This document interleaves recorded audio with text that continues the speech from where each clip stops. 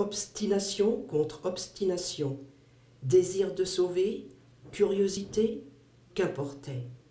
Ces pas qui le portaient vers la montagne appartenaient au climat dramatique cristallisé dans la nuit. La première bibliothèque sonore a été créée à Lille.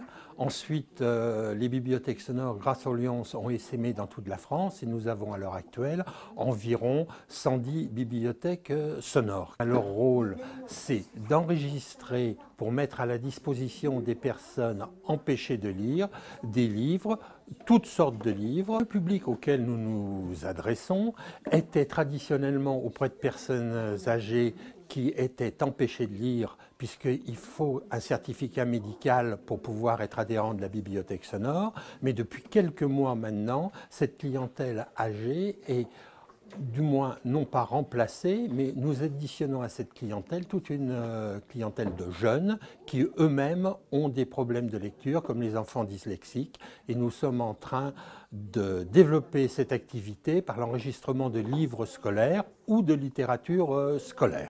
Son œil fouillait les ombres, et son nez palpitait dans les senteurs de résine et de thym, et son souffle lui faisait battre le cœur, et son sang marquait le rythme de la marche. Maintenant, tout est remplacé par des MP3 ou des clés USB.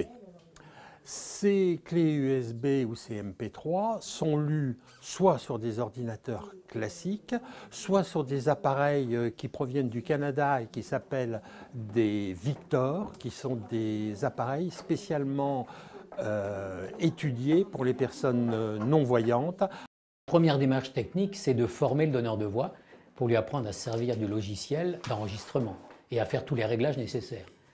Ensuite, quand il nous a fait son enregistrement et qu'il nous l'a rendu, on vérifie que tout est conforme à la charte qualité qui est au plan national. Et donc, le donneur de voix va savoir si il peut être envoyé, son livre peut être envoyé au serveur national qui sera vérifié là par un responsable qualité nationale, de façon à pouvoir aller sur les différentes bibliothèques du plan national. Pour être donneuse de voix, il faut beaucoup de temps, être disponible, et il faut aimer lire, bien sûr. Aimer lire, aimer passer, oui.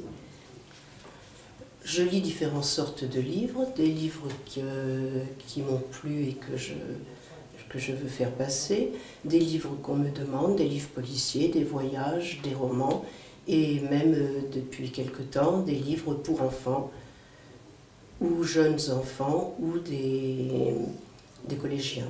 Pour se procurer les livres, une fois que l'on a été inscrit, une fois que l'on a fourni le certificat médical, il y a plusieurs manières. On peut donc venir ou avoir quelqu'un de sa famille qui vient chercher les livres, soit rue Charles-Bach à notre siège, soit à la médiathèque de Limoges les mardis et jeudis après-midi, soit également les recevoir par la poste, puisque nous envoyons dans tout le département et même en Creuse les MP3 ou les clés USB.